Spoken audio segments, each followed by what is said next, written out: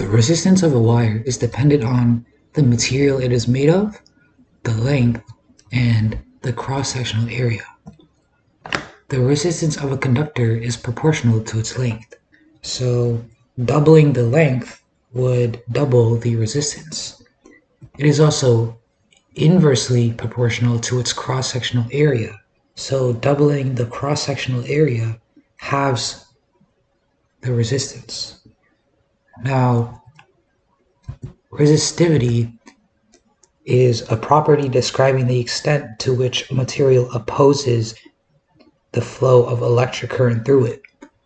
It is equal to the resistance per unit length of a material with unit cross-sectional area, expressed by the formula P is equal to R times A over L, where P is the resistivity in ohm meters, R is the resistance in ohms, A is the cross-sectional area of the material in meters squared, and L is the length of the material in meters.